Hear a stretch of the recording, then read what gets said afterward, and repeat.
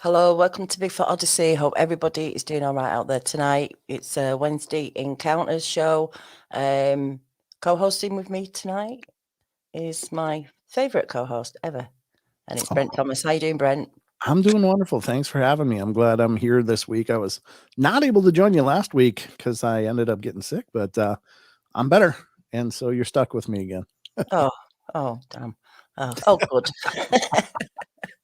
No, No I'm glad worries. to have you here. I'm glad you're feeling better as well. Yeah, thanks. Our guest tonight has been on before. Mike Bluler had a face-to-face, very intense encounter in Mississippi, very similar to Kerry's. He has been on the show previously. He's coming back with some new details, some new encounter that he had. But thanks for joining us, Mike. Hey, how you doing? We're doing good. We're doing good. I'm glad you got in touch to come back on again. I know you've had some new stuff happening, and we've got a lot of new folks that have joined, and I'm pretty sure everybody hasn't been through all the old shows, but I'm just going to ask Mike to just give a little overview of his first encounter, and then I'll put a link in the description of Mike's original full encounter, and you can go back and watch that.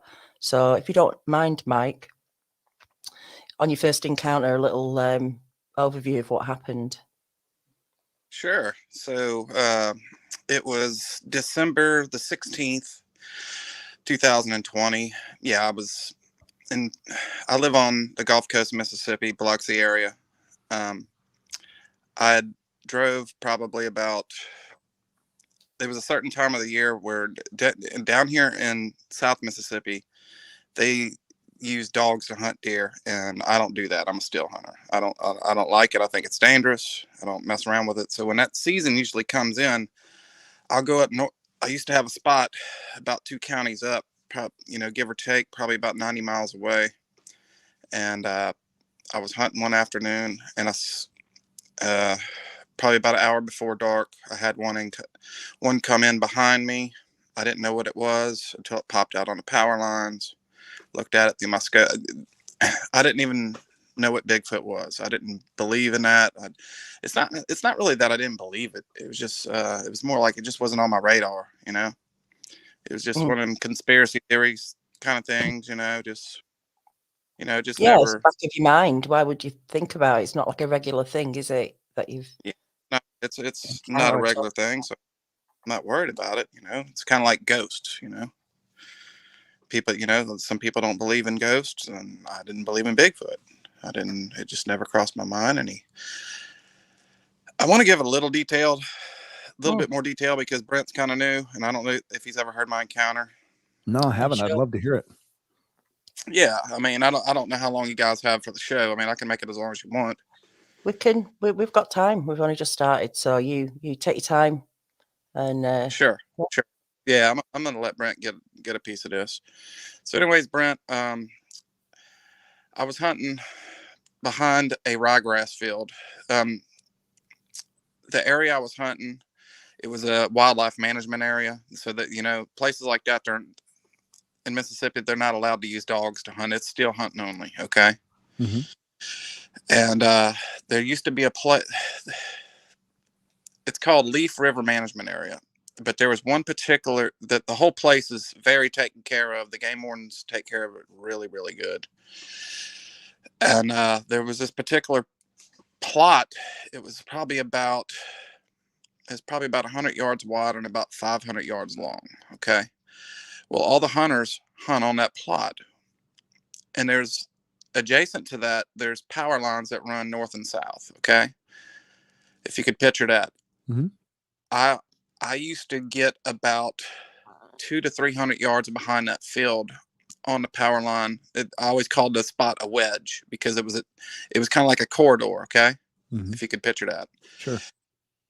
And I've had a lot of success there. The deer in Mississippi are very smart. They're very smart because of the high pressure of hunting. Most deer, it's not the same like it would be where you're from in Minnesota, because of the high pressure. Yeah. They're very nocturnal. They eat at nighttime mostly, because they know we're out of the woods at night. So what I used to do is I would get behind this field probably 200 or 300 yards on the power line. And I, like an hour before dark, I used to catch them. What them deer do is they'll come in and cross that power line, and they'll wait for it to get dark, and then they'll go out there to eat. Well, I used to catch them and an hour before, kind of like an ambush. I'm just trying to give him an idea.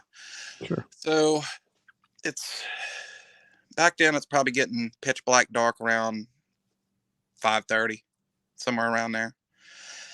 This happened probably in between 4:15 and 4:30.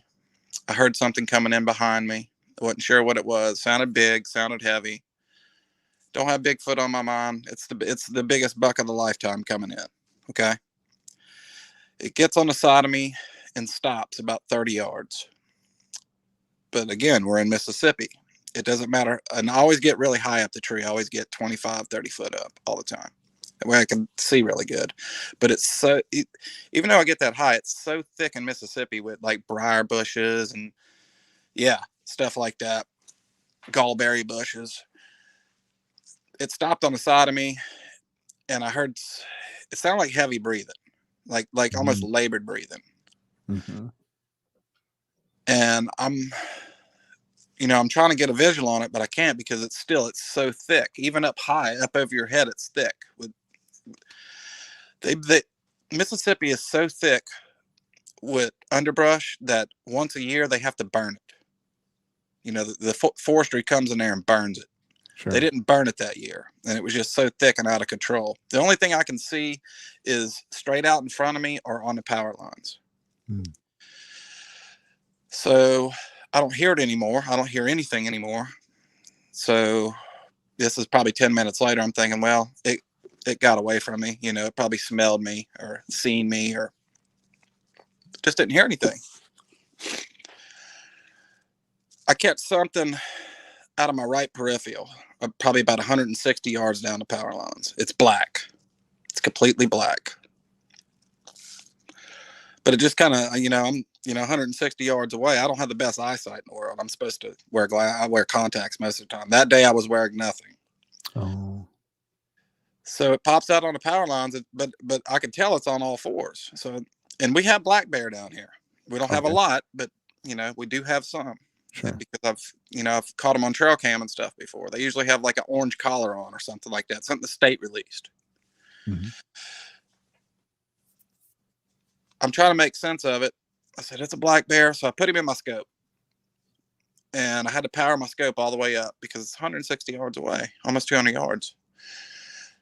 And by that time, it's not on all fours anymore. It's just sitting down. It's just sitting down. But the way it's sitting down doesn't look like the way I would imagine a bear sitting down. It's got both of its hands on the side. It's digging in the dirt, and it's got both knees up. I mean, just like we would sit. And it was just very strange to me. So, I looked and I just powered my scope all the way, and I looked, and the first thing I noticed was the hair on its back. The hair on its back wasn't anything like what you would think of like an undercoat of a dog or a bear or anything like that. Mm-hmm. I don't know what word to use, a pelt, but that's more like a beaver. Sure. It just didn't make sense. Okay. Like when you looked at it, the hair looked like human hair. Like so not fur, it looked like hair. Like hair, like you can see straight through it. You can see, and the skin was ashy gray.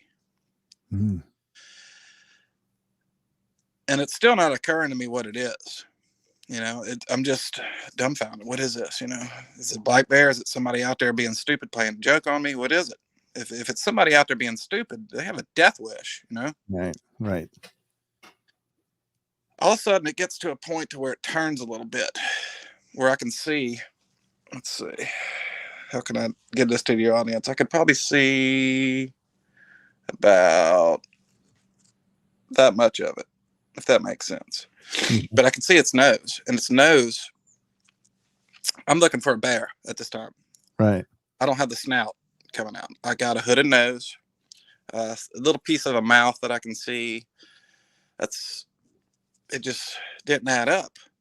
So it turns, away from me again, and I'm looking at it, and the top of its head was it had that little oblong shape to it. But apes got that too. And, Sure. I'm confused. Is there a circus in town or this, that, and the other? But then again, if you look at the picture of like a gorilla, they have that smashed in nose. Sure. Mm-hmm. Real beastly. I wasn't getting none of that. So I start looking at the sun, and whatever this is in front of me, it's not doing anything. It's just sitting there. And I noticed that sun, it's not down, but it's going to be 45 minutes. I'm going to be in pitch black dark. Sure. So just out of just pure panic and just curiosity, I stood up in my stand and I said, "Hey." I said it real loud, but like, "Hey," in case it really was a person, Mm-hmm. just being stupid out there. I'm right here. When I did that, I say this all the time, the way it got up was just very strange. Like even a big person, if you're sitting down on your butt in the grass, a big person's gonna have to roll on his side and kind of get up and take him a minute. Big guy, he didn't do that. Put his hands on the ground and he popped straight up onto 2 feet. Mm-hmm. 2 feet now. He's on 2 feet now, and he is walking in an oblong circle. I want to say probably 20, 30 yards long, just scanning the trees, looking for the source of the sound. I put him back in the scope, and that's when I seen his whole face. The best way I can describe it, his face was completely black. Mm-hmm. But black, I've had a lot of time to think about this, and I probably didn't say a lot of this in a lot of my encounters.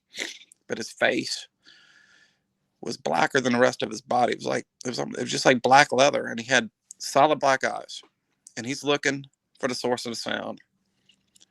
And he looks in my direction, but I don't think he see. I'm way up, okay. I'm way up, and I don't have anything skylining me in the back. I'm blending in pretty good. Right. But he looks my way, and he just kind of opens his eyes to look. It's almost like he didn't know what he was looking at. Did you know what you were looking at this point? It still didn't make sense to me at that point. Okay. It still didn't make sense to me at that point. Mm-hmm. I didn't know if I'm still, in my brain, it's still, what is this? I don't know. Is this somebody playing a trick on me? What? But the way he moved, it started coming to me. It started coming to me what it was. Mm-hmm. And he looked my way, and he kind of looked at me, and then he started looking down the power line and down the south side of the power line and behind him. I think he was just confused like I was. Looking at the sun. He looks back my way, and I just gave up. I said, "Hey, I'm right here." Oh, jeez. Okay. Wow. When he did that, he walked straight to me. Oh, no. He had no fear. You see a lot of this Bigfoot stuff. They see a Bigfoot, and Bigfoot sees them, and they run off. And he didn't do that. He didn't do that at all. He walked straight to me. How did you feel as he's walking towards you? What's that? How were you feeling as he started coming towards you? I didn't know what to feel. I was just scared for my life. Yeah. Yeah. He starts walking towards me. And this is what's creepy. Whenever he was walking towards me, I had a bolt action 7mm Magnum. I unbolted it, and I unbolted it and just chambered it back just a little bit. I was looking down at my gun just to make sure I had one in there. Okay. Mm-hmm. When I chambered it back, he was already there. That quick. That quick he was there. He covered 160 yards, maybe even 200 yards, give or take. Was he running, or is this just an aggressive stride? When I first seen him, I tell people this all the time. When he was walking towards me, before I looked down at my gun to make sure I was good, it was almost like the way he was walking. Imagine somebody on a pair of snow skis. Okay. Imagine that, if that makes sense. Just gliding. Yeah. Just gliding. Mm. Yeah. So he gets to me. He gets to my tree about 30 yards. He doesn't get any closer, but he doesn't get any further away. I'm looking at him. He's looking at me. But the whole time I still got the gun on him. And every now and then I would look up and then look back in the scope, and then look up and look back in the scope. And every time I would bear down on him, he would turn his head to the side like this. It was like he was giving me that look like, don't you do it. Don't you do it. And that went on for 20 minutes. Easy 20 minutes. But I got a chance to, get a really good look at him when he got close. When he first got there, I put him back in the scope, and it was like a big old black blur. I had to power my scope back down. You know how that goes. Yeah. I mean, it was just unbelievable. It was like you could see the emotions in his face. Like he was it wasn't like he wasn't doing like anything like mind reading stuff like that, but you could tell he was thinking, because the way that his eyes would twitch, and the way like it was just so human to it, Mm-hmm. I think these things know what guns are. Yeah, I would agree. Yep. And the reason is because I had him in the scope the whole time, but every time he'd do something, that kind of scared me a little bit, I'd bear down on him. Like, and when I did that, he would like, he wouldn't back up, but he would just turn to the side like this, like giving me that look like, don't you do it. Don't you do it. Yeah. Yeah. They must have watched, they must have watched hunters. They must know what guns are, just because of the fact that there's hunters out there killing animals, and they know what these things can do. But, imagine if you haven't even heard of Bigfoot. Imagine if you just hadn't got a clue what one of these things is, and you're stuck where Mike is. Like, how, even if you've got a slight idea what it is, I mean, you just can't even imagine. The seconds are turning into however long, aren't they, where you're trying to process what this thing is. I got a really good look at him. Like I said, I seen his face really good.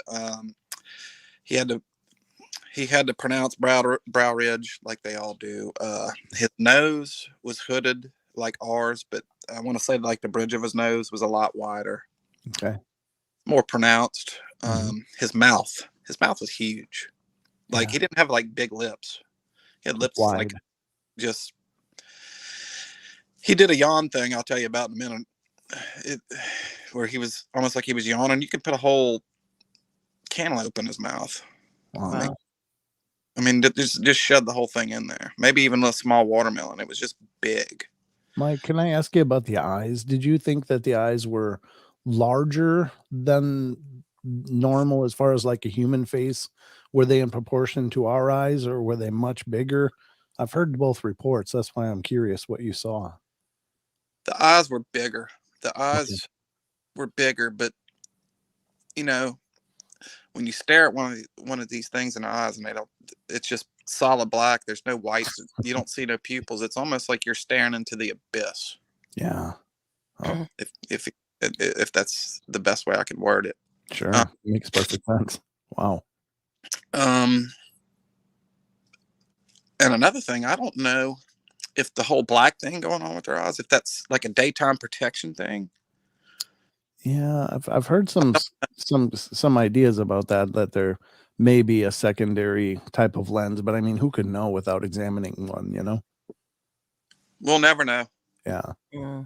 Well, yeah. I can tell you one thing though. What's that? These things are God gifted for sure. Okay. God gifted. Like Was I said, I got. Sorry, I just What's got. Oh, sorry. Hi, Sharon. Ricky Palmer says, was it wearing any type of clothing or covering? Was it covered in any mud or anything like that? Did it look clean? He maybe in some spots he had some matted fur. I mean, hair, because they don't have fur. But no clothing. I didn't know these things are. I don't think they wear clothes. I've never heard of that. But Kerry's description was this thing wearing baggy clothing. I guess from a distance, what he originally thought. exactly. In Kerry's encounter, he was coming out of a creek bottom, and it had mud on it, but from afar, it looked like it was camouflage. Yeah. Yeah. And he got mad because he thought it was somebody hunting on his leash. Mm-hmm. Yeah. Yeah. No, it was nothing like that. The particular spot I was hunting wasn't really a muddy area. It was Okay. a lot of hills, lot of tall sage grass, stuff like Sure. that. I got to see his hands real good, and his fingernails he had dirt in his fingernails from digging, but his fingernails, they weren't long or anything. Maybe, I don't know, if they bite them off. I don't know what they do, but he didn't have long fingernails.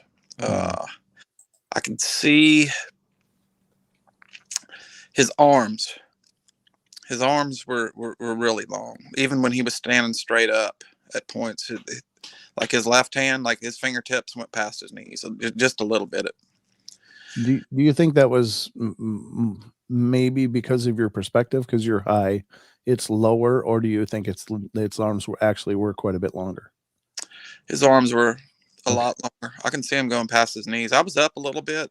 Yep. But after this encounter, me and some friends and my brother went back to go get my stand and my book bag that I left. And it was months later. My stand was fine. It was rusted a little bit. And my book bag, I had to get back up the tree to get my book bag, and it was all dry rotted and all that.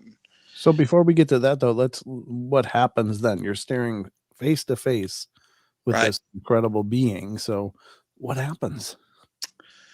Okay. Yeah, no, I was going to tell you. I just wanted to give you a little more detail what he looked like and stuff. No, I appreciate that. Yeah. I'm trying to think of anything else that sticks out. Oh, very high cheekbones, like Native American almost. The facial hair on him, he didn't have a whole lot. Did it look? I'm sorry to interrupt you, but I have these questions. I do talk to experiencers as well on my show, and of course here on Bigfoot Odyssey when I'm part of it. But some people claim they look very human-like, or at least the ones they saw. Other people say they look more primate-like. What would you describe the one you saw? I would say the one that I looked at, I got to look at him for a long time. Yeah. High cheekbones, a little Native American, and maybe some Neanderthal in there. Okay. Yeah. Okay. Gotcha. Thank you. But his face was, if there's one thing that I can stress about his face, it was like somebody painted his face black. The rest of his body was dark too, but his face was like really leathery and black. And his facial hair, he had a little bit of something going on his chin, and he had it on the sides, but it wasn't on his face. His face was there. Okay. No mustache, nothing like that. It was all not even the whole beard type thing. Okay. Okay. Nope. He had a little bit on the outsides, like up under his neck. It was all hair. And another thing, I don't know if I said this on the last show that I did. A lot of people think that these things don't have necks. They do have necks. The problem is when these people see one, there's so much going on in their shoulders and stuff, it hides it. Sure. Because their upper trapezius is just enormous. Yeah. When he would turn his head, every time I would draw on him, he would turn his head. He wouldn't like turn his body. He would just turn his head. You have to have a neck to do that. Sure. You have to have a neck. It might not be long. I just think there's so much going on. There's some people that say that, they see one and it kind of looks like there's a head coming out the chest almost. Sure. I think what people maybe see is maybe the head is more like our head is very erect on top of our shoulders, but I think theirs might be set a little bit more forward, so their shoulders bulge up. But I think, you know what I mean? Like maybe their neck isn't quite vertical, but maybe it's more diagonal, and that kind of could be. Yeah, I mean that's just my. I haven't seen one, so I can't speak with any authority, but that's just what's occurred to me. You ever see one, it'll change your life. Yeah, I think I had a close encounter with one when I was a teenager, but I didn't dare look. It was you ever put your eyes on one and get really close to one? It's gonna question the way you look at the world. Sure. Yeah, I believe it. It really will. There was there was a point where he yawned. It was almost like I don't know. I don't know if it's something they do, but he opened his mouth up, and I got to see all his teeth, and I got to see the insides of his mouth. Same as his face. The inside, like the inside of his cheeks, it was all black.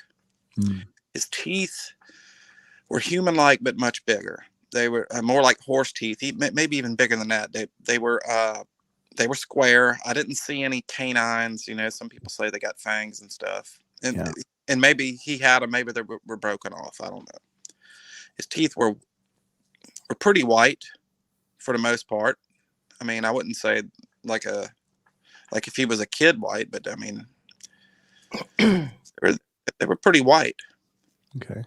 You came on drawing Bigfoot, didn't you, Mike? What's that? You came on drawing Bigfoot, didn't you, with Larry? Yes, I did. I'm just going to bring up. Yep.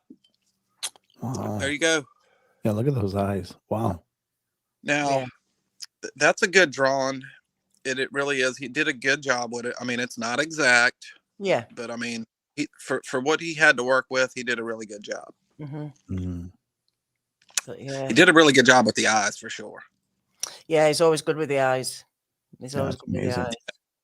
I would have to say the brow ridge is just a little bit off. I mean, it wasn't straight across like that.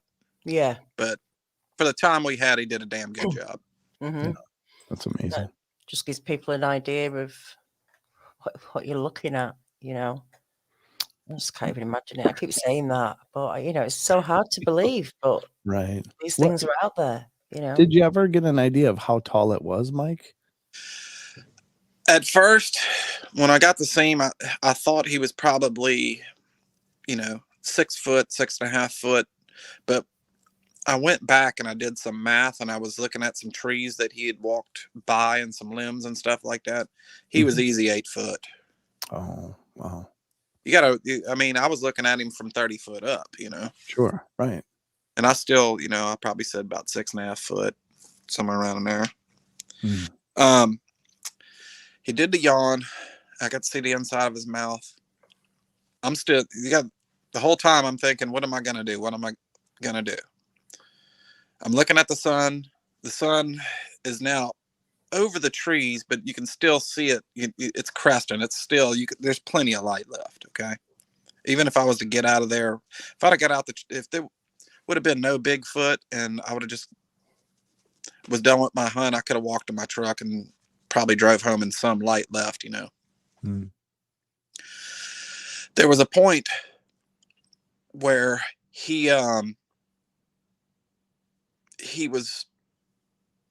the same thing that he did on the power line. It was like he was getting antsy. It was like he wanted to see, almost like he wanted to see what I was going to do next, if that makes sense. And he started walking in circles again, like he did on the power line, putting his hands on top of his head, like he's frustrated. So I bared down on him again. And then he didn't move his head that time. He just looked at me. And I had a voice in my head and said, now's the time. If you're going to do it, you need to do it. You got to do something. You can't let that sun go down, and you cannot be pitch black in the woods with this creature, whatever it is. By that time, I pretty much knew what it was. I said that, I'm thinking to myself, this is what everybody's talking about. This is Bigfoot. Man, I was starting to really question my sanity, to be honest with you. Yeah, if I was dreaming or not. You know what I mean? Yeah. All this stuff's going through your head. It must be very surreal. Just very. So I bared down on him, and I put the scope on his head. I didn't put it right between his eyes. I put it maybe just a little bit where his brow ridge was, and I actually went to squeeze off on him. I took that last breath that you take and you blow out before you squeeze the trigger. I got about halfway through the squeeze and I couldn't do it. Couldn't do it. He just looked too human. Yeah. I said, if I kill this thing, I killed somebody. Or if I do kill it and I get out of here and I call the authorities and tell them what happened and they find this thing, Did I kill a person? Is this a tribe of people that nobody's talking about? Is this a government experiment? You know, I got all these things going in my mind. Right. So I didn't Good for do you. it. Mm-hmm. So it gets to the point, maybe 5 minutes after that, I still got to make a choice. I got to get out of here. This thing's going to kill me. Or it's not going nowhere. Mm-hmm. It's watching me. I'm watching it. I finally put my gun on the side, stood up in my stand, put my arms out to him. I said, "What do you want?" But I said it loud. "What do you want?" And when I did that, he screamed. Mm-hmm. The scream everybody talks about. The big draw up from the gut. It comes out. And it sounds, oh God, it sounds like an elephant, a lion roaring, and the biggest guy you can think of on earth screaming as hard as he could. Mm-hmm. But when he screamed, something happened. His whole face like transformed. It's like his whole face, his teeth, his eyes, everything protruded out to the front of him and then went straight back to normal. He screamed 3 times. It's like his face melted. I got to see that. Hmm. It's like his face distorted and then just sucked back into normal. That's how much power they have in their screams. When he was done screaming, he got back on all fours. He shot back across the power lines and he starts ripping things up.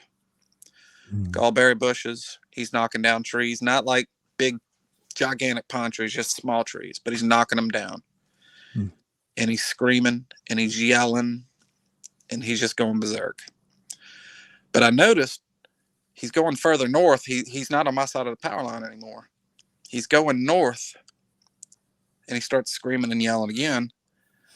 And at this time, I'm standing up in my tree stand, head on a swivel, trying to figure out where he's at. I don't have I'm not, with my gun, I got to use my eyes at this point, figure out where he's at. I want to say he probably gets about 60 yards north of me and he shoots back across the power lines on my side. It just looked like a black flash going across the power line. He's doing the same thing on my side. He's ripping stuff up. He's yelling. He's grunting. He's doing all kind of stuff. But he keeps going north.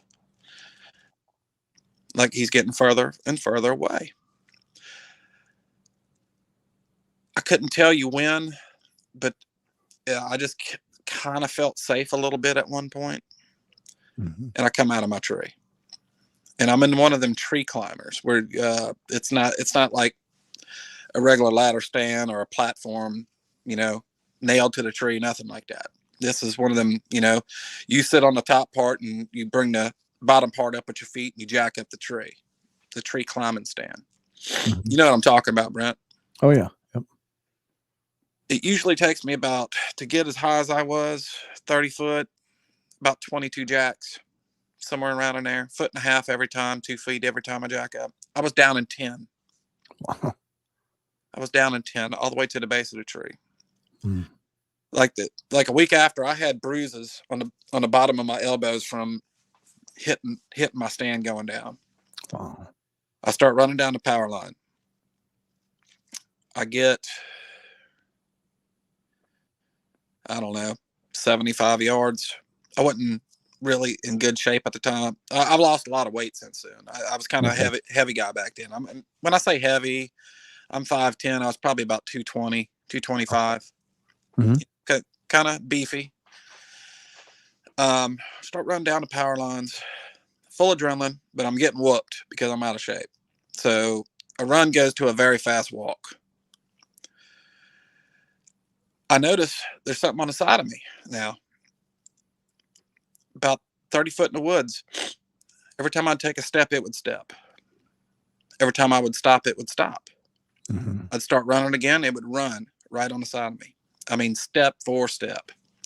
There's a part on this power line. And from my truck, from my encounter spot, I'm probably 600 yards. Okay. I got a ways to go. 6 football fields. There's a part, I want to say it's about the halfway mark. There's a part on this power line where there's like this little island that comes out about halfway on the power line. It's kind of like a plateau. I'm trying to get to this plateau, but you know, I get the plateau in sight. I'm running, walking, and stopping, listening, and the whole time this thing is just mimicking me, step for step. Mm-hmm. I start running again. I see the plateau coming up, but it's like weird. It's like the way it's shaped and the way this thing's running, it's going to intercept me at this plateau. Oh. And I know it's something else because the whole time I'm running, my guy that I encountered is still way back there screaming, bloody murder. Now I got something else on the side of me. Mm-hmm. So I get to the plateau. I don't get to the plateau. I get right before it, and this thing is just closing in on me, whatever it is. I fired a shot in the air. Mm. When I did that, everything stopped. Everything. I don't hear him screaming no more. I start walking again. There's nothing walking beside me anymore. No, nothing. I get past the plateau, and I go up this huge hill. And when I get to the top of the hill, I can see way down there. I can see my truck, but I can only see the top of my truck. I can't see the doors and the tires or nothing yet. Still got a little bit to go. When I see my truck, buddy, I caught another gear that I didn't know I had. I'll bet, man. That's home. I make it to the truck, and I got this voice in my head. It's my conscience. It's saying, Mike, go get your truck, crank it up, and get out of there. Do not wait around. Don't let curiosity get the best of you. Get in your truck and go. I listened. I stuck my key in my door of my truck to unlock it. And I heard one more scream. One more.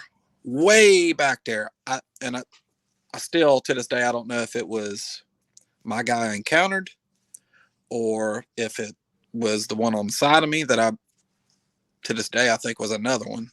Mm-hmm. Maybe a female or one of his kids escort me out. I don't know. But it was just like Kerry Arnold's scream. That draw up and that whip, that whack-ow. Yeah, it was just like that. Wow. And this road has a cul-de-sac.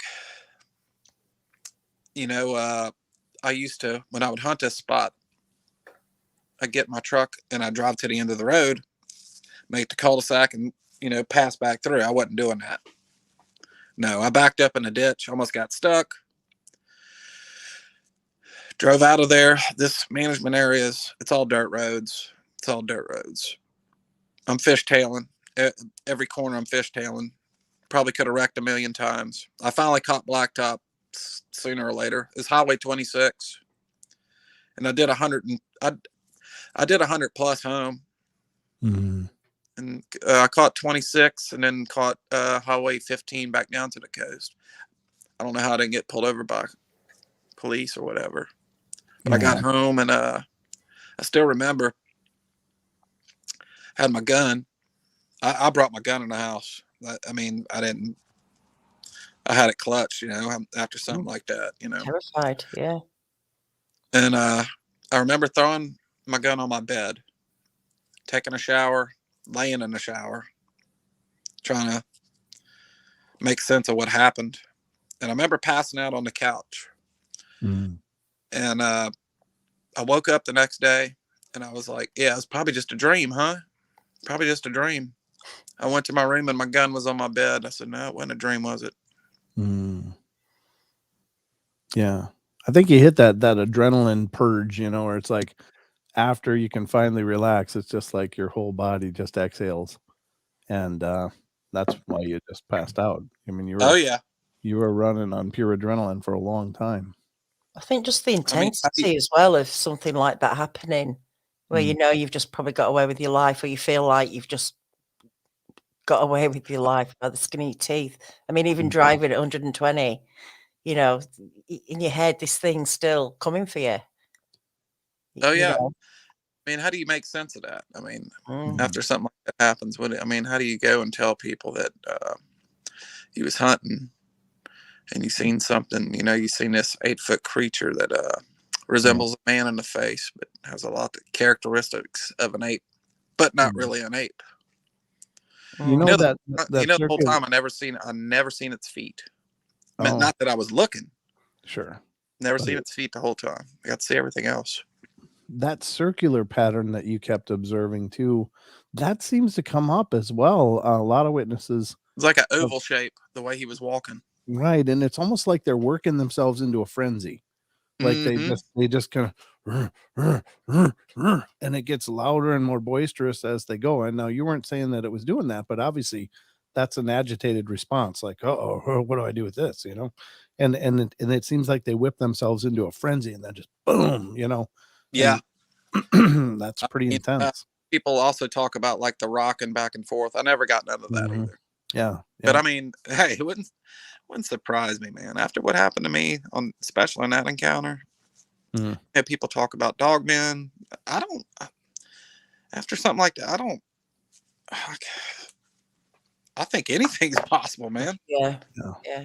I wonder as Anything. well when you kept bearing down on it, it knew there was a possibility you could shoot it. Yeah, he kept turning his head like this.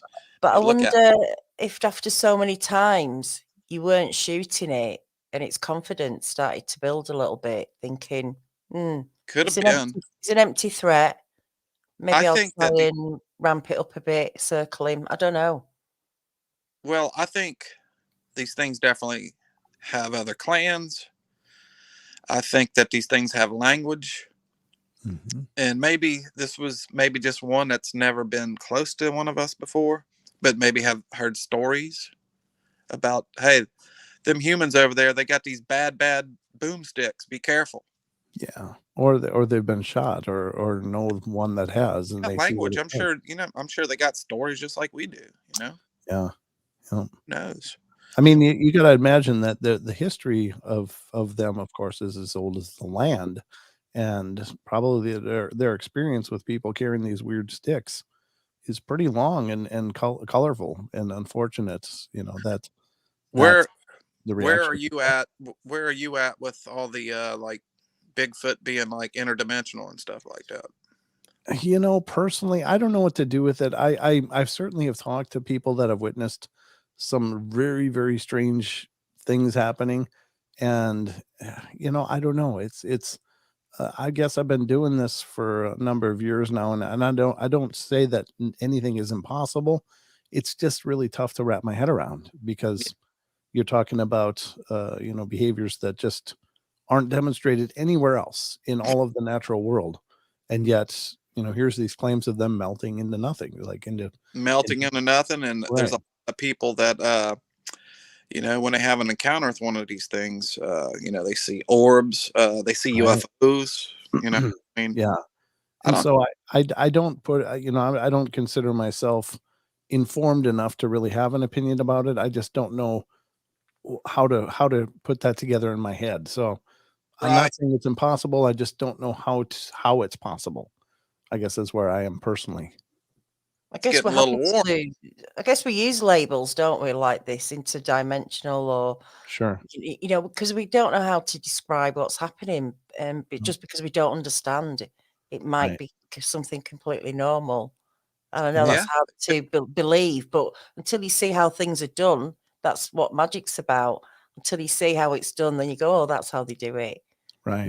It I could want. just be I want that. to. I want to believe. I want to believe that these things are just like us. Flesh Mm. and blood. It's just they're just so good at what they do that we don't get a chance to see what they do because they're the masters at what they do. Right. As far as staying hidden and stuff, I think maybe I just got lucky. I mean, it's all speculation. Yeah.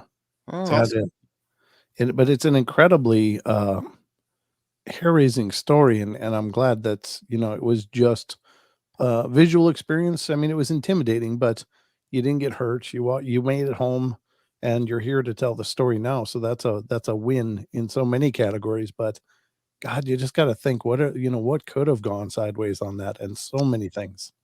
well. I Wow. can I can, before I go to my next encounter, which I believe to be an encounter, I'm going to go ahead and give you, because maybe this is a tribute to Kerry.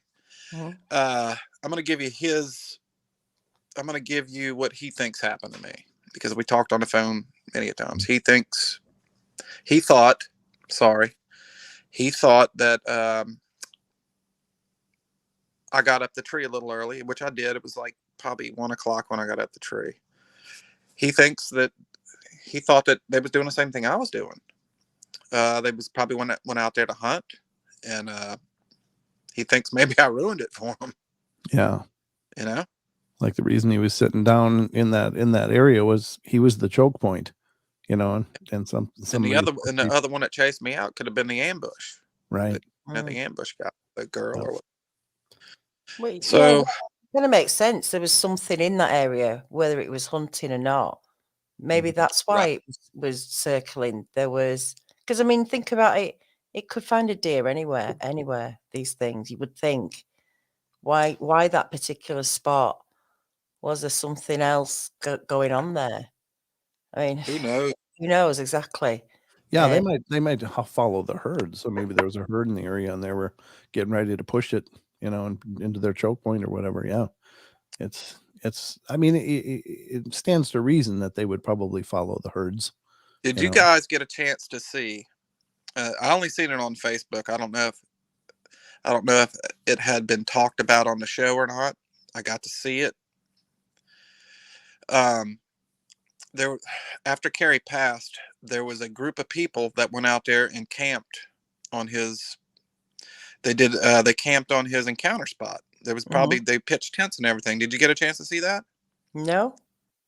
If you go on his Facebook, it was just a tribute to him, and they actually had there's a picture where there's people like rolling their tents up and stuff, and they actually have a peeker out the woods, and it very much looks like a Bigfoot. All right. Wow. I've not Right seen on that. his encounter spot. That's incredible. Yeah, I hadn't heard of that either. Yeah, the only place I've seen it, it's on his Facebook. You have to scroll down a little bit, but it's there. Okay. Right. Okay.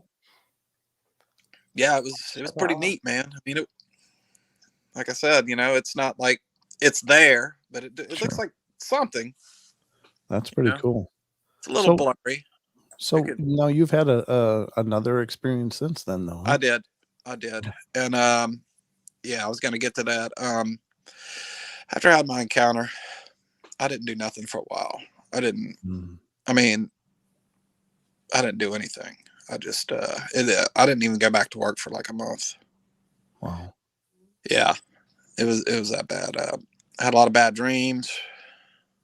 A lot of time. I had a hard time talking to people about it.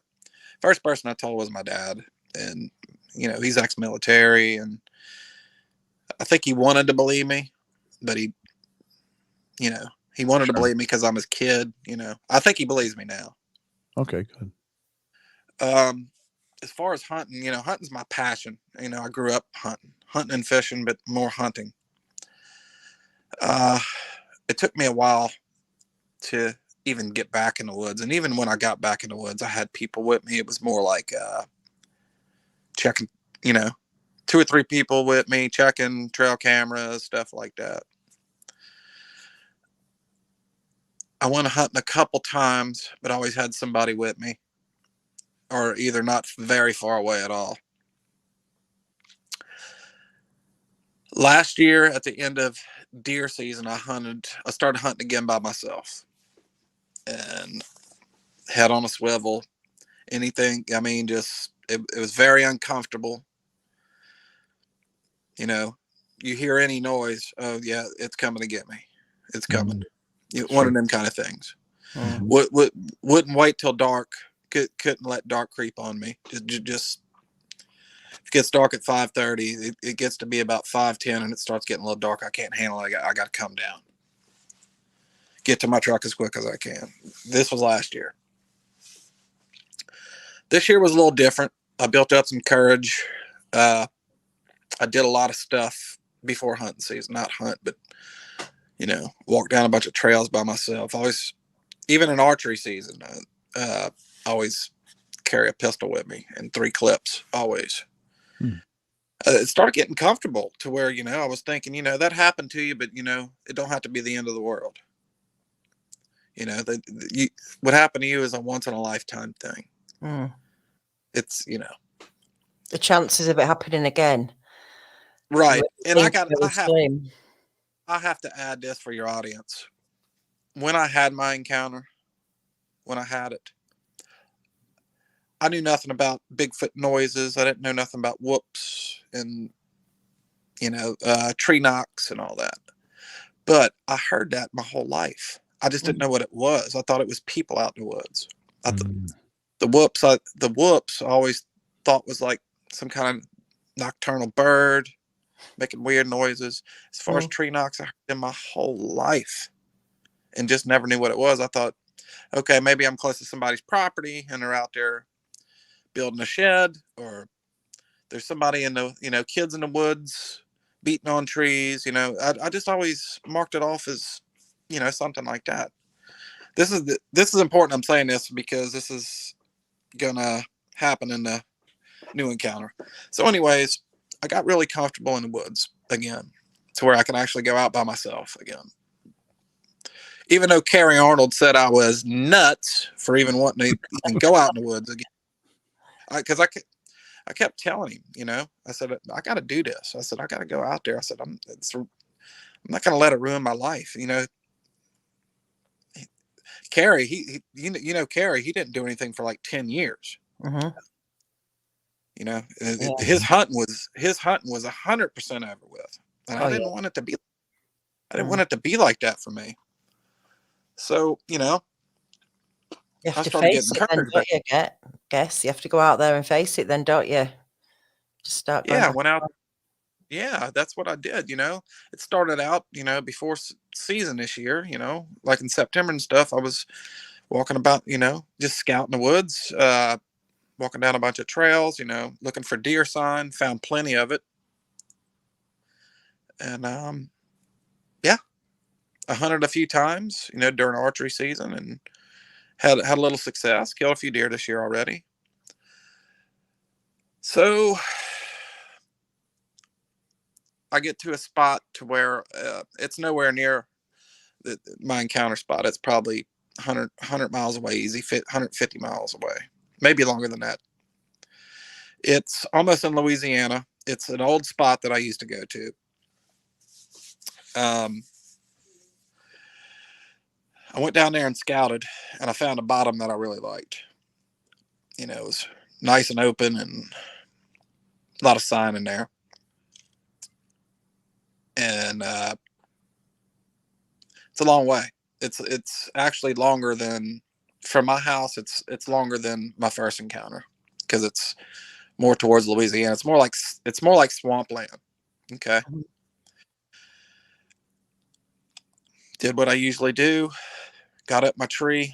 This is archery season now. This is crossbow season. I mean, archery or crossbow. I don't use a regular bow. I use a crossbow. I get up the tree nice and early like I usually do. And I'm sitting up there all evening. It's beautiful. It's just beautiful. Nature's everywhere. Got to see a bunch of red and gray squirrels and all these different kind of birds, It gets to be prime time for deer hunting, which is hour before dark and right on into dark.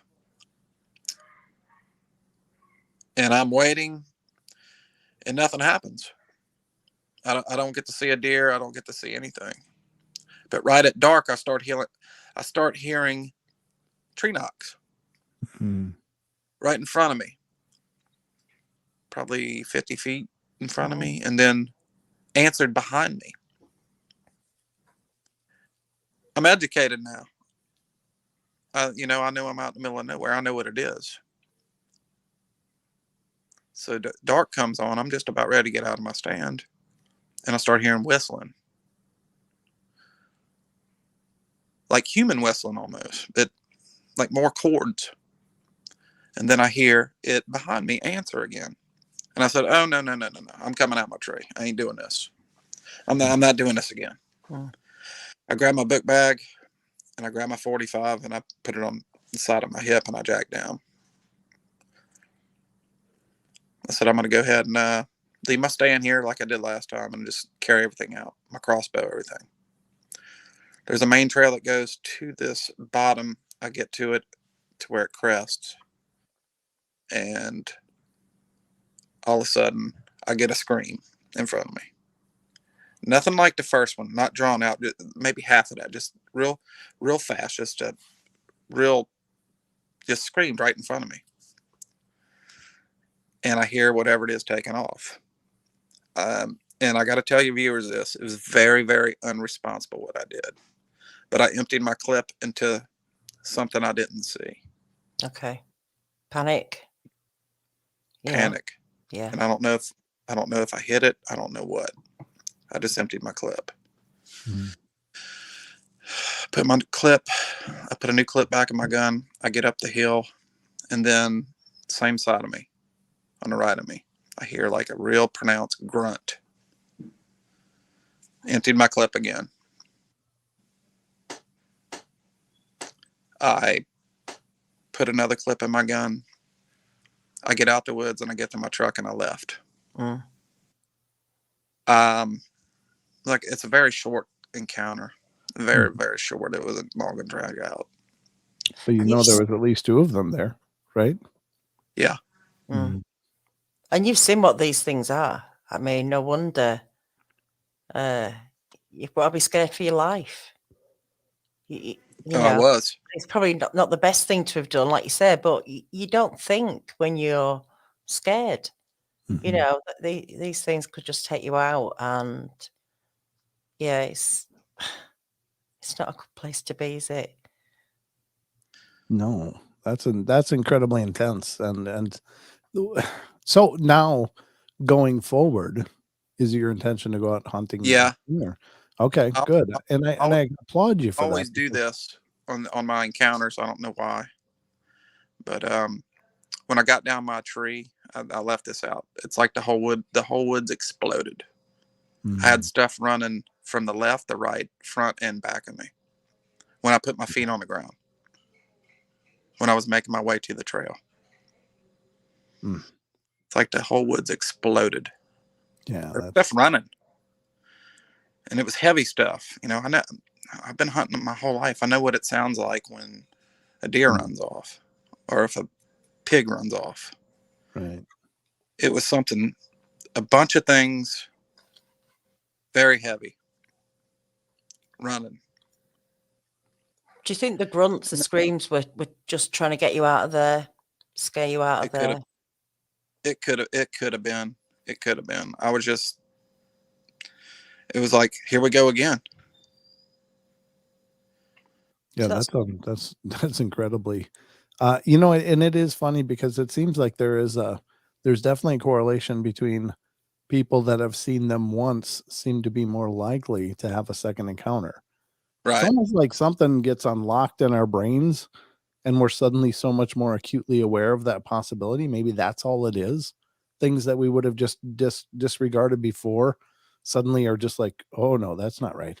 And so people tune into it better after an initial experience. But that is a crazy phenomena that comes up all the time. Yes. It gets crazy, man. Where am I at now is the question. Right. Where are you at now? Because now you've gone into the woods on 2 different occasions. And then, yeah, it's like I built my dream back up and I had it ripped again from me. Yeah, I'm sorry about that. I'm sorry to hear that, because that's, especially as much as this means to you as part of your life and your traditions.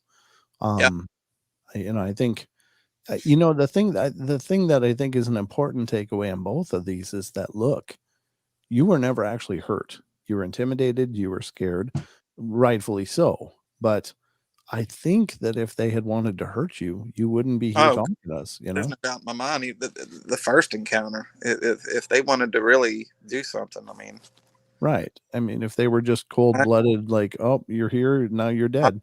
I had an encounter of where I believed to be 2 of them, but who's to say there wasn't 5 or 6 or 7 of them? Right. Yeah, exactly. Yeah, I think that they are probably most likely, in my opinion, family groups, Yes. of an alpha and a female alpha, and then, whatever offspring or maybe even older offspring or stick around for a long time or for whatever reason. But, I don't think they're ever alone. I really don't. Yeah, it's a lot of things to think about. And I apologize about that, about coming down the tree. I didn't mention that until I caught it. But Mm. yeah, the whole woods exploded. Like I had stuff running in front of me, behind me, right and left.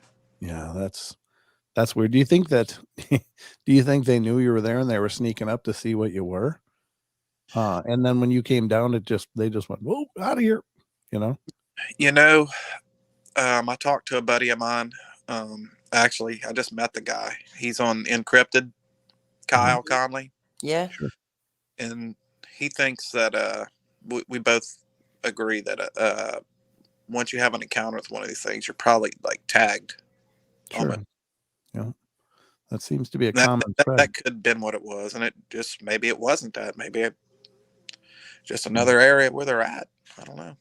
Well, I the reason that I asked that is because I had a witness on my show, and the person was ex-military, and he was hunting, and they were actually looking for Bigfoot.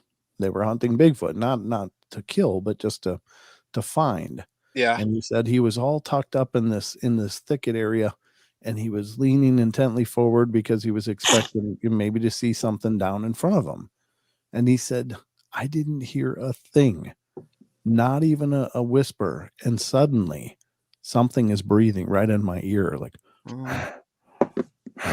imagine being. I couldn't imagine being that close to one. I think I right. But the thing is that it was able to get that close without making a sound. Mm. Yeah, This is a person sitting alone in the woods. Well, not alone. I mean, he had other people in the area, but came up right behind him. And then he said it tapped his shoulder, and all of a sudden it took off. And it was almost like, oh my God. I mean, I think that they are just so capable in their environments. They can be absolutely silent, whisper, not even whisper loud. It's just silent. and And something that big being that quiet. yeah, yeah. I mean, you're talking 6, 7, 8, 9, even up to 1,000 pounds or more I've that heard of can walk 12. around, but then you think about elephants. You'd think they'd be these noisy, thundering beings, but they're actually surprisingly incredibly quiet. Mm. You can't, well, the way their feet are is that they're basically walking on their tippy toes on a fat pad, like a fat pad wedge. And so maybe there's something in the physiology of the Sasquatch feet that's similar. It's just meant to really be almost like a gel pack, so that it Yeah, doesn't, have as could much have something to resistance. do. It could have something to do with that tarsal break, man. Yeah, the mid-tarsal hinge or break. Yeah. Yeah, Yeah, it could be. Yep. our breaks right at our toes, and But theirs is. also, weight distribution as well. And when they're on all fours, I can imagine they could easily move quite quietly Yeah. Yeah. Yeah, on fingers and toes, even, which would even make less impact. But yeah, I mean, it's just fascinating, isn't it? And then that's happened to you again. Hmm. Like you say, unbelievable. is it an awareness thing? Is it that knock? You heard the wood knock, tree knock, and suddenly you're spiked. Here we go. You I know, heard the I heard the knocks, and I knew where I was at because every Mhm. place when I'm going to hunt a spot, a couple days I always Google Earth it, and there's nothing there, Mhm. nothing there for miles. Wow. I think the closest house I think I did like a line distance was like 12 miles away. Yeah, you shouldn't be hearing anybody hammering wood or something. No, and Yeah. this is just an old logging road that I went Mhm. down. I drove all the way down to the end of it. I was able to, thank God. Yeah. and how far But away was it from your first encounter area, roughly? let's see, Leaf River. That's Perry County. That's that's the mid left corner of Perry County to Pearl River. Oh God, 200 miles at least. Okay, Mm. a good distance. Yeah. Now, Hmm. KERRY's encounter was in Covington County. And me and him come to the conclusion it was probably about, as the crow flies, probably 30, 40 miles away. Mm. That's relatively close. And that's Yeah, probably he was probably starting not to a wonder if we distance. had the same guy. Yeah, Yeah. wouldn't that be something? Well, if they can move like they can, I mean, well, Yeah. it shouldn't take them long to travel to places. You'd think Mhm. walking to places maybe. Yeah, I mean, who knows? Like you say, could be the same one. Could be a family. They could be, I don't know. They could recognize your smell Sure. again. There's all sorts of things. Did that happen in your first encounter? Did you say it stuck its tongue out at you? A bit like Kerry's, or Yeah. was it sniffing the air and, Yeah. and doing stuff like Yeah. that? It stuck his tongue out a little bit, almost like he was tasting the air. Yeah. Mm. Mm. It's so much. There's so much stuff, man. When you go to that happen, that when you go to tell the encounter, it's hard to remember it all when you're telling your Yeah, encounter. definitely. I mean, but the key elements here is like, before it goes dark, get out of the woods. Yeah. You know, just as an advantage. But that's two occasions where you've come out alive, and Mhm. it is about perception of encounters where we feel like we are going to die. But is that the intention of the Bigfoot? Is that not just how we feel? And so all our encounters are terrifying because we are terrified. Yeah. But that doesn't mean the intention was there by Bigfoot or whatever. I just think if they were going around killing people, they would be doing it all the time. There'd be hunters missing all the time. There'd be I mean, I know David Pilates, yeah, missing, but I got a massive amount of people would start going missing. I got my own theory on that. I think they're people. I think people say creature. I think they're more, because of what I seen. I seen a person. It Sure. wasn't very pretty, and he had a lot of hair. But besides that, you listen to the Sierra Sounds. That's proof they have language. I think just like us, you got good ones and you got bad ones. Mm. Well, maybe one that that's you hear about some of these Bigfoot that tear people's houses down and kill people, and that could be just one that was kicked out of the clan for Sure. A rogue. butthole. Yeah. You know what I mean? Could be Hey, a rogue. while I mention it, you're talking about Sierra Sounds. We had Shane Carpenter on a couple of weeks ago, Randy Harrington, and they talked about some audio that they captured in the 400 just very recently, and that Scott Nelson was interested in it. Shane played me it after the show, and it is really, really amazing. Very, very clear. Sounds similar to the Sierra Sounds, what Ron Moorhead captured. And if Scott matches these two up, the Sierra Sounds and what Shane's just captured, and they are similar, then there is a language out there, and this is going to prove that. Oh Nice. yeah, no And that's doubt. going to be really, really massive, I Yeah. think. And Absolutely. these places are 2,000 miles apart. I'm really looking forward to finding out what's going on there and whether or not these both audios match up. I just think this is going to be very interesting. If the same language, or if it's even just slightly different, does that mean they might have different dialects? Who knows? This is going to be exciting anyway when it comes out, when it happens. Much like you and I, Daniela, we both speak English, but it's a very different English. Isn't it? So I was like, what did you just say? I got Look, go on. I got languages: good and very bad English. Yeah, exactly. Yeah. Guys, we've got 289 people in. Can we get 289 likes, thumbs up on the channel for this video? We would really appreciate that. While you're doing that, I want to let you all know, in case you don't know, that we have got a range of the Kerry on. merchandise. You can get anything. Literally, this site is amazing. You can get it on anything, on your phone, on a shower curtain, on a clock, on a sticker, on a cup. I mean, literally everything. And at the moment, there's 25% off. So anybody who wants to buy any of the Carry On merch, anything that we make from it, which is not really a lot, but every little helps. We're going to be donating that to a needy family this year, like Kerry and Linda did every year. We're going to be carrying that on. Linda's going to find a family locally.